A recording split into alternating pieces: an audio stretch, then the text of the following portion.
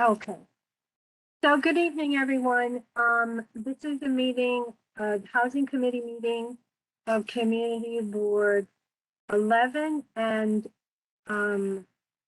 we have a first where we are co-hosting this Community Board meeting with Community Board 12, and we have Mr. George Torres here as the district manager, and we're also co-hosting with Michael Sharp from the Department of Finance, who is going to be making a presentation on benefits for homeowners.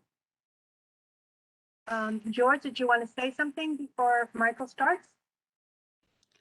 Sure. I'd like to acknowledge that my chairman is here, Michael Burke. Dr. Burke is the chairman of Community Board 12. We have a small gathering.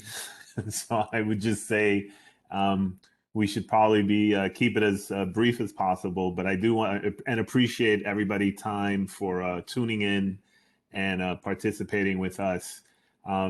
If you find that the information is helpful, I'm sure that there will be a slideshow or some information that we can impart to the people who are here, and then we can send it out to and share it with our constituents as well.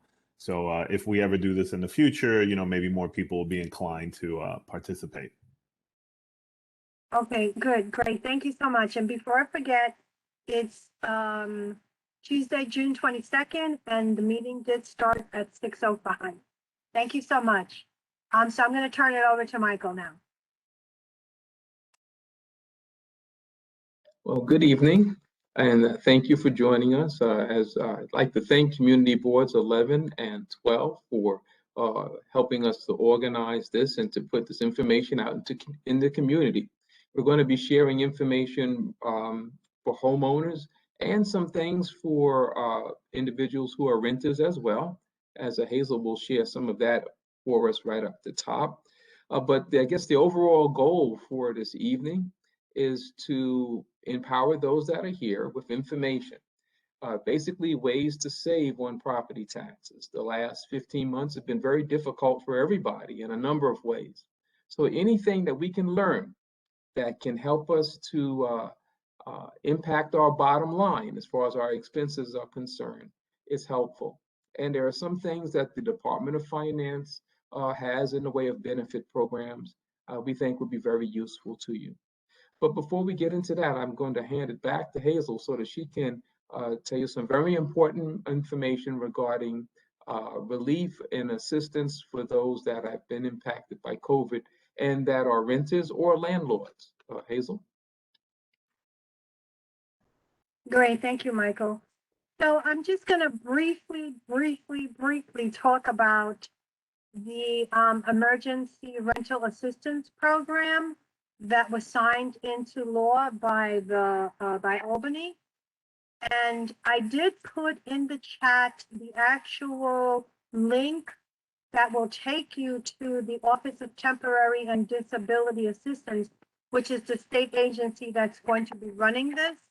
As you know or may know, DHCR had the same program a couple of months ago, and not a lot of people were able to take advantage of it. But hopefully this time everybody will go to the site and apply for it. If you do hit the link, it will definitely take you to the site that gives you all the information that you need. There are also helpful videos for tenants and landlords, because this is kind of a joint venture. The tenants can apply for it, but the landlords do have to also be involved. And if the landlords go onto the site, they do have to create an account for themselves, and because everything has to be verified. It's not just saying, yeah, I owe 12 months of rent. No, you do owe 12 months of rent, but then the landlord has to kind of verify that that's true. And there's a lot of documentation that has to be uploaded. It's a very lengthy process, but it's not as difficult as it's going to seem to you when you first open it, but you do have to be meticulous because they do ask for specific information, and they do give you a list of all the documentation that you're going to need. So you must have all of the documentation ready and at hand to be uploaded when you do start the application process. There is a glitch in the system, which I'm not entirely sure if it's been fixed yet, that you can't save the application once you start it. Unfortunately, that's, unfortunate, because sometimes, you may need to go back in if you've forgotten something, or if there's another piece of documentation that you needed to upload and you don't have it at the time that you're doing the application. They are working on it, so I'm hoping that it will be rectified soon, and you'll be able to just save it in case you have to go back. But I insist that everybody go as soon as possible, hit the link, start the application process, of course, have all the documents, because it is on a first come, first served basis, and there is a limited amount of money that was allocated to this. So if you do have any, if you need any assistance with it, I will put my information in the chat also, and my staff is here to help anybody, whether you're a tenant or a landlord, apply for this. And you do have to call and make an appointment with us, but we're here and ready and willing to help you. So that's all I really have to say about it. So I'll put my information in the chat, and you can always call our office if you need more information. Thank you so much. Thank you, Hazel. And that's, I'm sure that's good news for a lot of people that want to take advantage of that. Yeah, on the subject of how to save or saving money, that's really what we're going to focus on this evening, as I mentioned.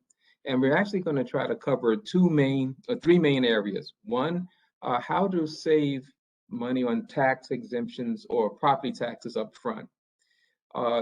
And then for those that are already had some difficulty, maybe you are a bit behind in property taxes, what arrangements are there for you to perhaps work out a payment arrangements? And lastly, one of the things we hear a lot is they have trouble reaching the Department of Finance. How do you get in contact with someone when you have a specific question that needs an answer or resolution? So 3 basic things that we want to cover, and we'll do it quickly, just so that you can have a better idea of how to engage with us going forward, and hopefully have an opportunity to benefit yourself as well. The best way to do this is to share the website with you, as all of the information that you need is there, as well as access to the various departments. So I'm going to start sharing my screen. And this is where we'll be for the majority of the presentation.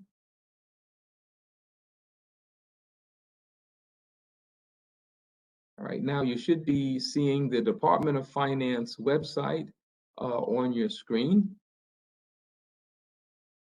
We just someone verify that for me. We're seeing the Department of Finance website? Yes, we did. All right, very good.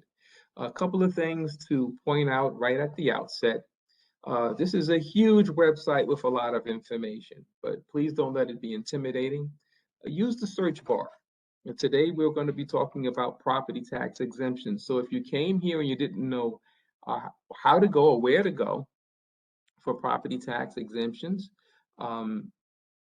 you can simply start typing into in the search bar.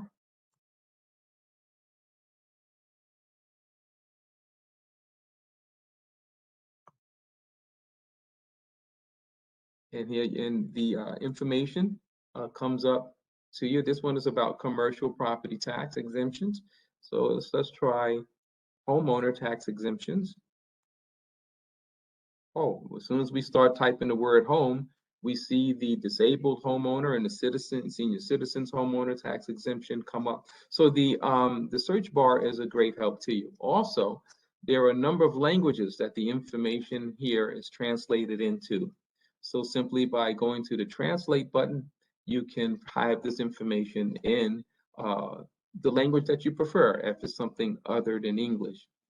But one way to remember how to get to the exemptions or different relief or tax break programs is to just remember this right in the middle, this tab that says ways to save. So that's really what we're talking about. When I click the tab that says ways to save, we come up to a page here that has a number of different ways to save, both for renters and for homeowners. We're going to spend the most of our time on the property owners, but we'll just start here. There is a way to save for co-op and condo owners, and that's with the co-op and condo abatement. Now, this is something that you need to apply for at the beginning of the year. But if I select that, you can see that depending on the average excess value of your condo or co-op, you can save between 17 and 28% on the property tax. Now, there are certain developments or certain co-ops and condos that qualify for this, that participate in this particular program. Not all of them do. And for instance, if your condo or co-op is already participating in some sort of tax break program, typically one good example is a Michelama development. Well, they wouldn't be in this particular tax abatement because there's already a tax abatement in place. Simply by speaking to your management, you'll know if this your particular development is eligible for it. It needs to be your primary residence, and just let them know that this is your primary residence. If they're participating in the program, they can put you on the roll with the Department of Finance. The only other, well, there are a few other qualifications, but you can't own more than 3 units in the development. That's one of them. But for most people, if this is your primary residence, you're in a condo or co-op, that's one abatement that you can reach out for. If we scroll down just a little bit more, property-related benefits, we're going to go to the tab that says property owners. Spend a good amount of time here. It brings us to a page where we can see a chart where there are actually 7 different property tax exemptions.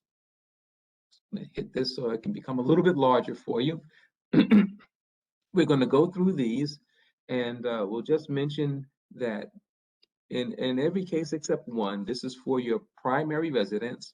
It should be a place where you have lived for a year, unless you have received this benefit in your previous home.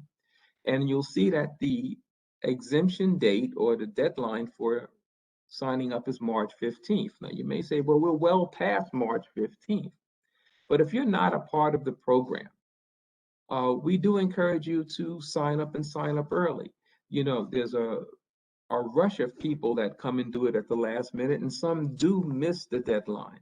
So if you hear something tonight that applies to you, and if the applications are still available online, go ahead and fill it out.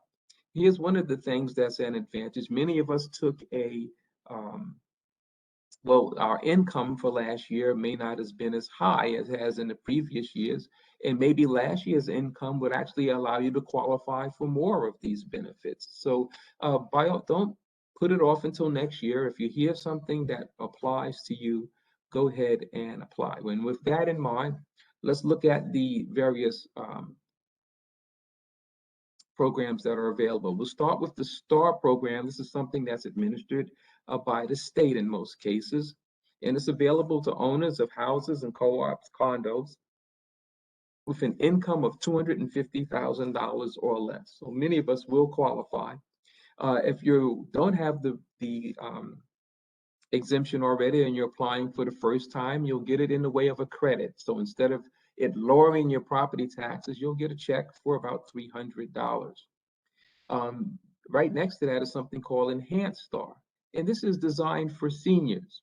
If your income is, of all of the owners combined, is $90,550 or less, this is worth about $600 per year. So we're lowering that property tax. Now, many of the property tax exemptions that we hear about here will be, you can combine them. Now, you can do either STAR or E-STAR, but if you qualify for the others, you can combine them with what we have here already, the STAR program. The senior citizens homeowner exemption. Once again, it's available to owners if their income is $58,399 or less. And the way that this particular exemption works is it reduces your assessed value between 5 and 50%. Well, what does that mean? Your assessed value is the figure that they use to calculate your taxes. So if that number comes down, then your taxes are reduced. If your taxes are reduced by, if your assessed value is reduced by 50%, your taxes are going to be reduced by 50%. And so it's on a sliding scale, starting at 58,399, that's a 5% reduction. And then if your income drops to 50,000 or below, that will be a 50% reduction. All of the owners have to qualify, that is to be age 65 or older, unless you are spouses or siblings. Now, the disabled homeowner exemption works the same way. You can have one or the other. That's why we number it 2 and 2A. In this particular case, there is one added requirement that you must be receiving this disability benefit, federal disability benefit. And so the discount or the exemption would work the same way in reducing your property tax. And once again, all of the owners would have to qualify in the way of having that disability unless they are siblings or spouses. Now, next to that, we have the veterans exemption. This is not impacted by age or income. It's just based on a person's record of military service. And so along with the application, you would submit the DD 214, that's your record of service. And this particular benefit is in 3 different tiers. It's you have the standard veterans benefit, there is the combat veterans benefit, and then the disabled veterans benefit. Each one of them has a higher value as far as the exemption is concerned, and it can be combined with the other exemptions that we've mentioned thus far. The next exemption is one that we don't run into too often. Unfortunately, sometimes a person is injured while a crime is committed, or maybe they're injured trying to prevent the crime from being committed, and they're a civilian, they're not a firefighter or a police person. What this particular exemption does is if you've had to sort of outfit or retrofit your home because of the disability, and the work that you've done on your home actually has raised your property value, well, they're not going to include that in your calculation of taxes. They're going to just ignore that. And that way, this exemption will work for you to lower or keep your taxes down. And lastly is the clergy exemption. Here's one that's a little bit different because it's not available for owners of a co-op. And this is one is different because it doesn't have to be your primary residence. It can be any residence in New York State. The others are for in the 5 boroughs, but this one can be anywhere in New York State. And you apply for this by submitting the application and proof of your clerical service or your ministerial service. And that would be a letter from your religious organization stating the work that you do. And it's for individuals whose main occupation is in that religious service. It's worth about $300 a year as well. No, it's about $250 a year. So all of these are ways that you can save on your property tax. These exemptions can help reduce the cost by lowering your assessed value. Now, one thing that we would like to highlight when it comes to these is that the application process is something that you can just handle right here online on the website. And we're going to look at that for a second.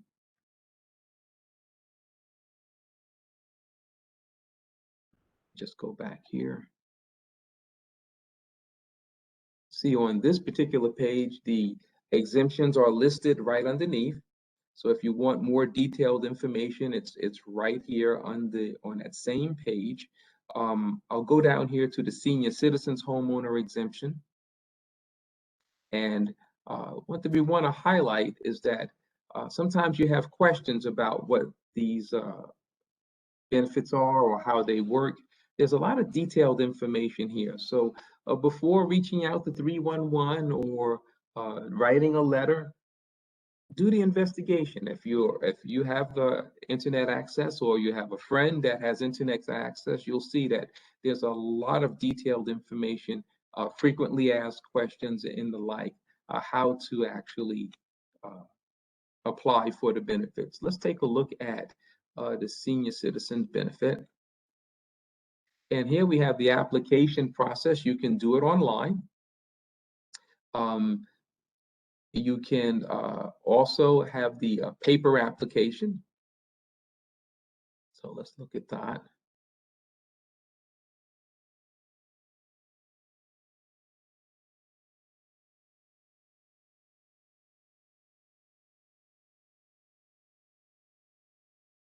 Okay. And you'll see that it's a very simple process. Basically, what we need is the completed application, proof of your age, and proof of your income. So just look at this application very briefly to let you know that it's a simple process and it can be done in just a few minutes. First off, we start by asking a few questions about the ownership and some of the things that may apply to your property. Is there a trust, or did you get it through a will? Are any of the owners deceased? That's some information that we need to know. Is there a life estate on the property? Of course, we need the borough, block, and lot. That's the unique identifier of your home. Of course, the address, the type of property it is. A couple of other questions of basic information. Have you lived there 12 months?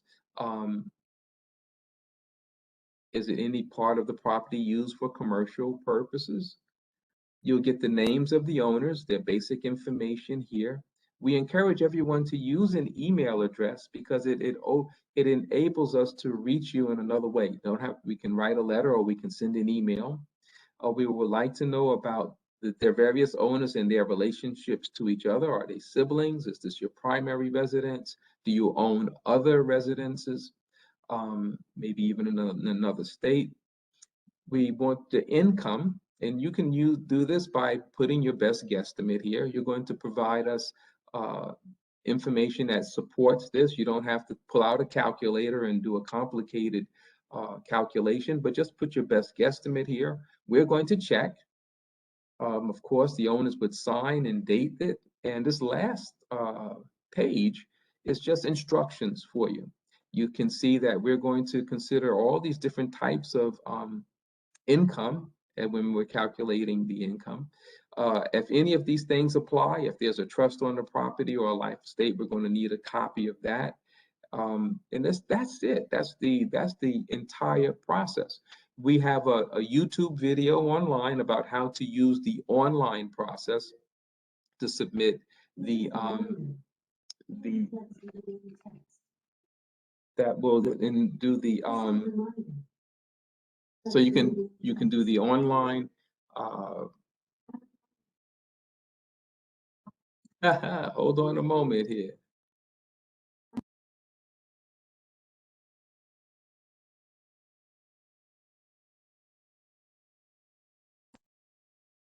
Right. Little family business in the presentation doesn't hurt. But at this point, I'd like to show you something else that you may find beneficial. The screen should change and you should be looking at something called a notice of property value. Now, I'm stopping here because I just want to tell a little story.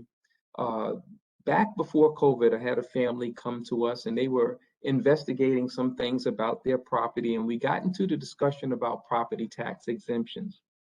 And looking at their property, we could see their assessed value was $35,000 a year, and they had the basic STAR benefit. But in conversation, we found out that they would be eligible for other benefits as well. And so we had them apply for the senior citizens benefit and the enhanced star benefit. Remember, that's the star benefit for seniors. Now, here's what happened. They had an exemption value on their property of $1,400. But because they applied for these two benefits, there was an additional $19,000 of exemptions that came onto the property. So then their property value, the taxable value, went down to $14,000. Remember, it was 35 before. This is what it looked like in their property tax bill. You saw that they were paying close to $7,000 in property tax previously. But as the exemptions kick in, you can see that their property tax bill for the year would go down to $3,000. Here's how it looked for them. You can see that they were dutifully paying their $1,500, $1,600, $1,700 per quarter in property tax. But look what happened right after COVID last year. That property tax bill dropped to $773 a quarter. Can you imagine what that meant for that family as they entered into COVID to basically have another $300 given to you each month to deal with whatever you had to deal with? So we encourage you to look into it, because they actually filled out 3 pieces of paper, provided a tax return, photo ID, and it turned into being a $3,000 benefit for them. So we really do encourage you to look into the property tax exemptions. Now, another thing that we want to keep in mind, sometimes we have seniors and they say, well, this is something I want to do, but right now I'm going to add maybe a son, a daughter, another younger person to my property because, I'm thinking about what's going to happen when I'm no longer here. And so that's, of course, a personal choice. But do know that when you're applying for a senior citizens benefit or something to that effect, all of the owners have to qualify.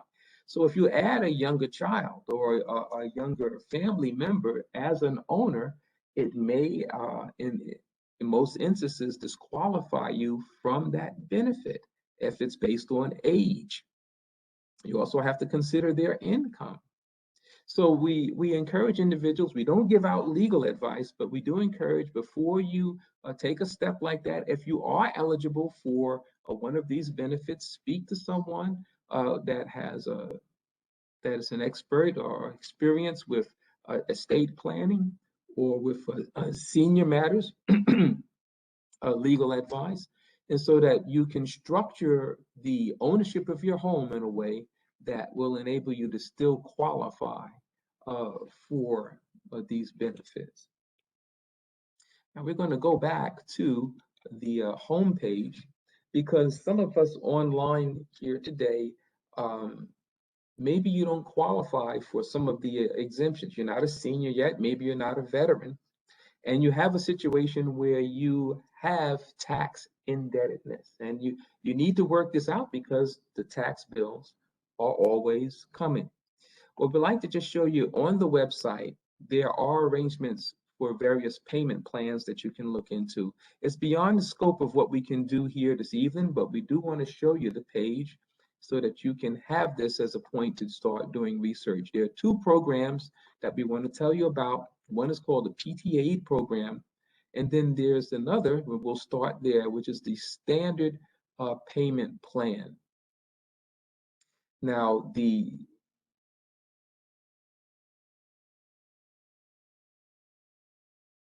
actually, let's start with the PTA program. Now, this program is divided into 3 different plans. It's a low-income senior plan. This, of course, if you're age 65 or older, and they have just raised the ceiling for this plan. Your income now can be $86,400 or less. That's the combined income of those owners, and that plan you can apply for. There's the fixed term income-based plan, and then of course there are an extenuating circumstance plan. And what these different plans will do will enable you to defer the payment of your taxes for either a period of time or even indefinitely, based upon the equity that's in your home. So the details for these plans are right here, but you can either take your current your current property tax and your future property tax and put it in these plans so that you pay what you can afford. Now you still will owe the property tax.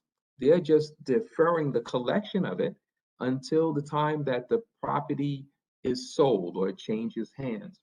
So what happens is sometimes there is a senior that has a large property tax debt, and they don't want to be under the pressure of payment at this time. These plans will allow them to pay what they can with the stipulation that at the time that they turn this property over or it exchanges hands, whether it be after their demise or for whatever other reason, that's the time when the property taxes will be collected.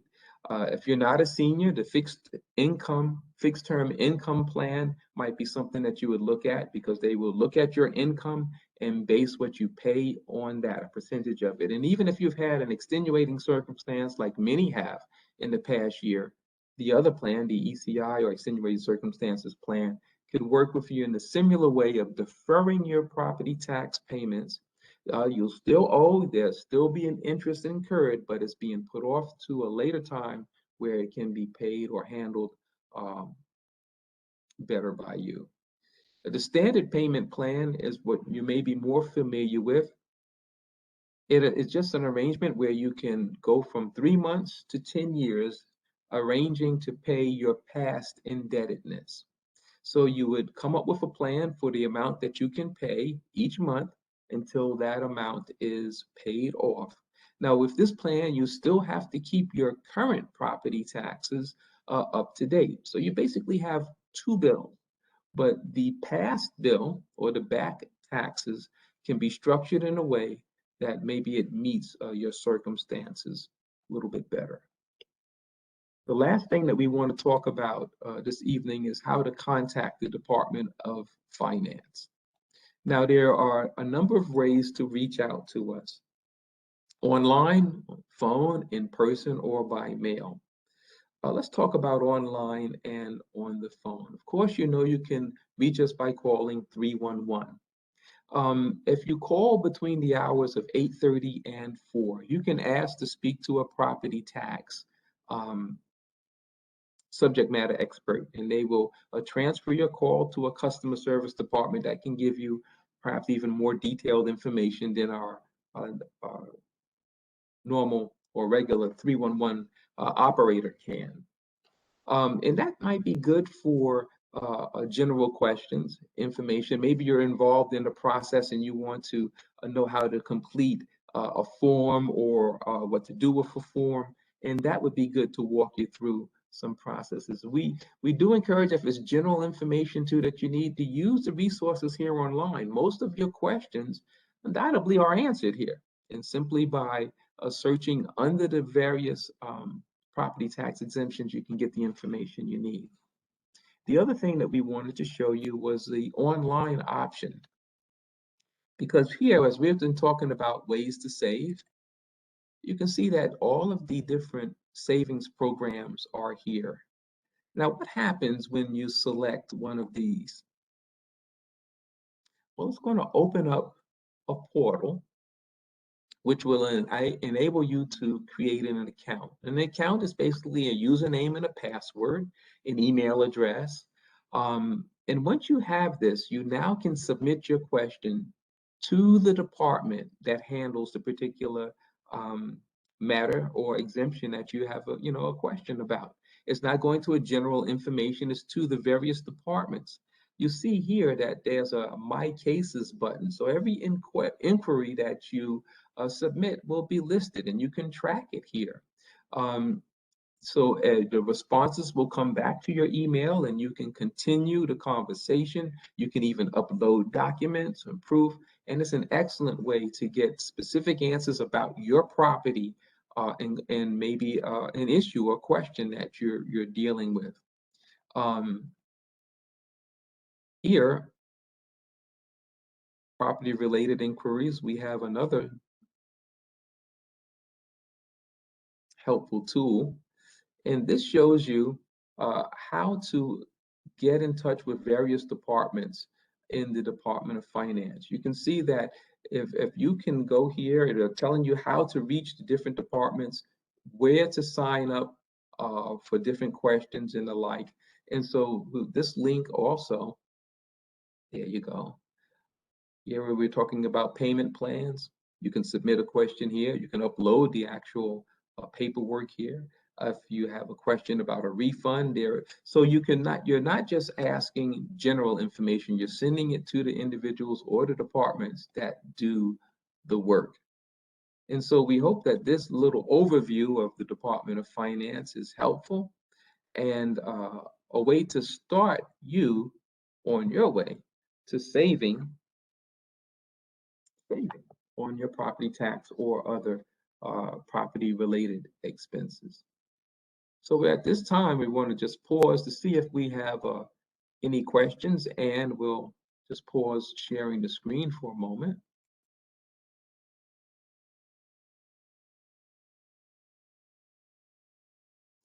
And we can take a look in the chat and see if we have a thing that someone needs to know. They just wanted you to put your information in the chat. Your email and your email and your Okay, maybe phone number. we can do that. Phone is hard to reach, but we can definitely do the email. How many times have I arrested in 5 weeks? I have a question. Would I have to unmute, right? And I think so. We can hear you, Regina. Okay, yes, I do have a question. Should I ask it now? Sure. Okay. My mother passed away, and she was the single owner of a 2-family house, and she also had a senior citizen discount. I'm the executor of her estate, and I want to know, because now she's no longer there, she qualified for the I believe the senior citizen discount. And now the income, of course, now would drop even lower because it was just her living there and her tenant upstairs. So she still qualified with that because it's always been a family home. So I would like to know, how do I go about that? Because I'm continuing to pay all of her bills because I haven't decided yet whether I'm going to sell that house or what I'm going to do with the house. Is fully paid for. So I just want to know how do I just paid her July statement that just came in on the I think it was $700 and something. I just made that payment. So I just want to know, how do I go about that? Can that also be reduced now that she's no longer here, or how do I handle that? All right, well, that's a good question. The benefits are tied to owners. So if she qualified for that benefit, it's something that she was eligible for. So whoever owns the house at this point would also have to qualify. The benefit would end with her if she was the sole owner. But the will has that the house is still in her name, and the will has not been probated yet because she just passed away in March. Right. So I have to go through the courts and probate the will, and then they would have to transfer everything over to me. So I'm just going along with paying whatever was coming in under her name.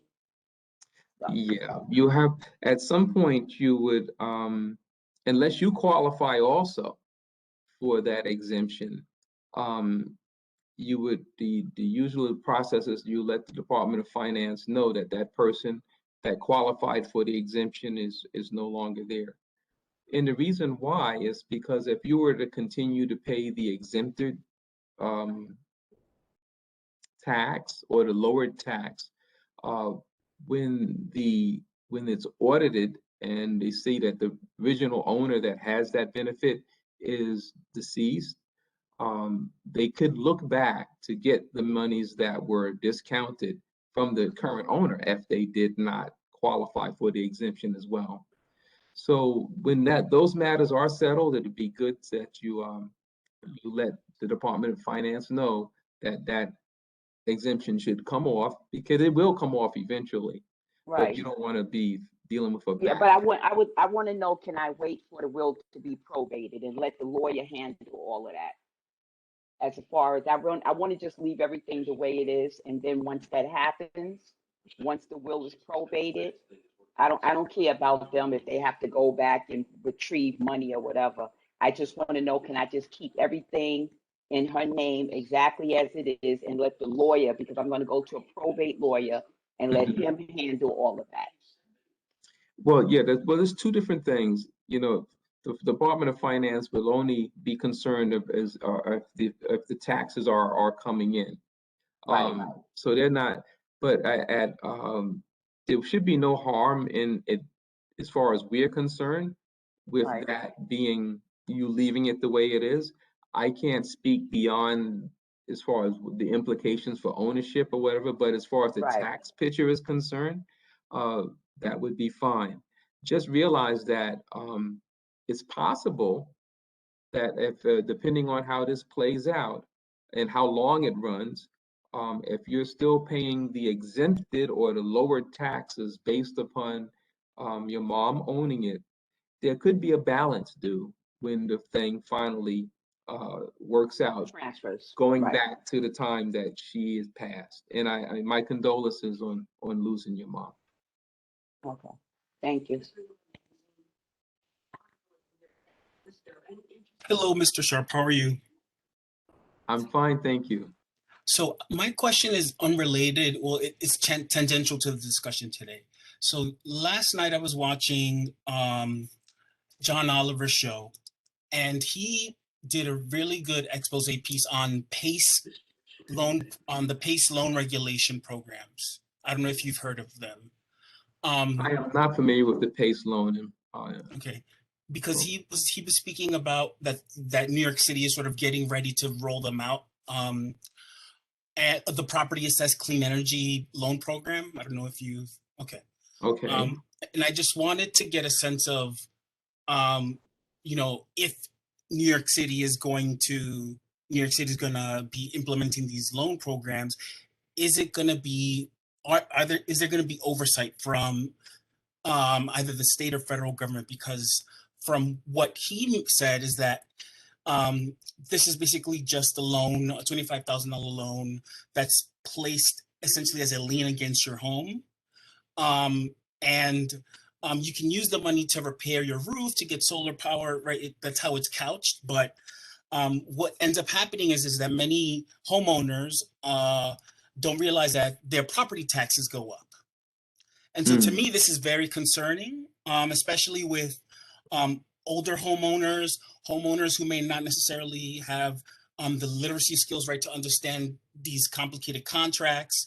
And I was just wondering if you could sort of shed more light on that. And I'll post the link to his piece in the chat box, so if anybody wants to take a look at it. But one question, why is it that they're saying that the property taxes will go up? Because the house is now repaired and worth more? Well, so from the way that he said is that because it's basically a state supported clean energy loan.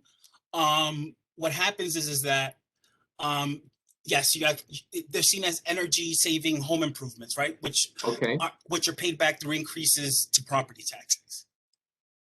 You know, you raise an interesting question, and I think the best thing is modesty is always the best policy. When you and I'm not well versed in what you're stating. I will say this, that when individuals are looking to do improvements, home repairs, even some finance matters, there are agencies within the city that have been, they have arrangements with the city to give guidance and even grants for this type of thing. The Center for New York City Neighborhoods is a CNYCN. It's something that says you can reach them through 311. Maybe I'll put their website up before we go. But they give a lot of advice, a lot of assistance to homeowners that need repairs, or advice about the clean energy things, about loans and financing, and it's all free of charge.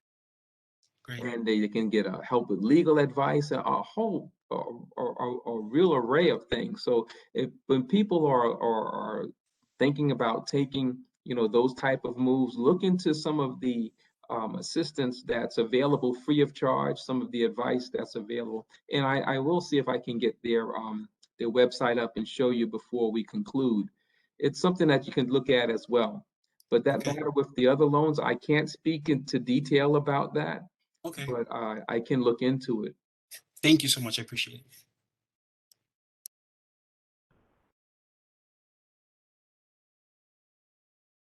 Do we have any other questions for Michael? Okay. And Michael, the PACE is the Property Assessed Clean Energy Program. I didn't know about it either. I just looked it up on my phone. Is it a state or city program? Federal? It doesn't say, but it says it is a way to borrow money for clean energy projects. Property owners repay the borrowed funds along with their property taxes, and the assessment remains with the property. Yeah. So it's basically That a was lien the on the home, original which is, box. yeah. Right, but it might be that your property taxes don't go up, but you're paying the loan along with your property taxes. So I'm going to do a little more digging about that, because if it's beneficial for our homeowners, it's something that we should be, you know, doing some outreach on.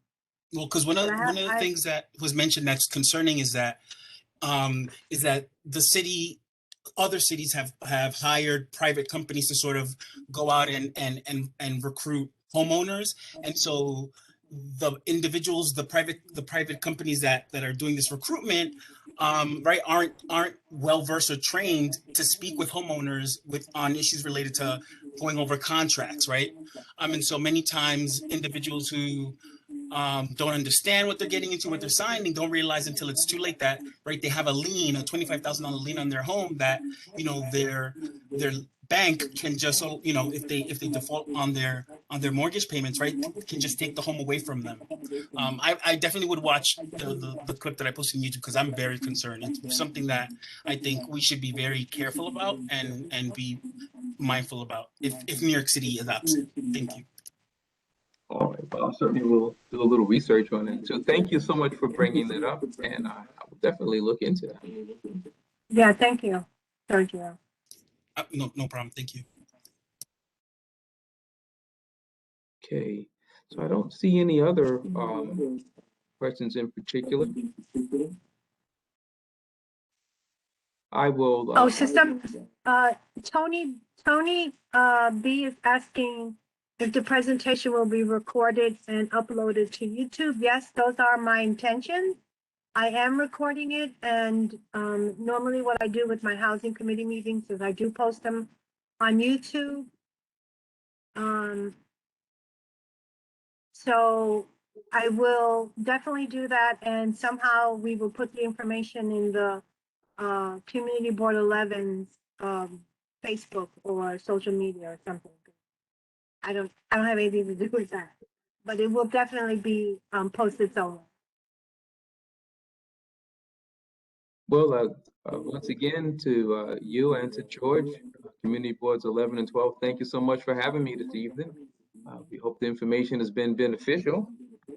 We look forward to, we're going to give you an email with some of the links to some of the things that we talked about this evening as well, so that you can have that to share with your constituents and community board members. Yeah, I normally make a copy of the chat, so I'll have all the information in case anybody needs it. So if we don't have any other questions, I guess I will conclude the meeting, and I want to thank everybody for coming. Michael, thank you. George, thank you. And Michael, your information is always so valuable to us. Thank you. We hope so. Still, yeah, Elizabeth still wants to do something about Scree with you. So she's always bugging me to contact you about that. So that's something that we need to talk about.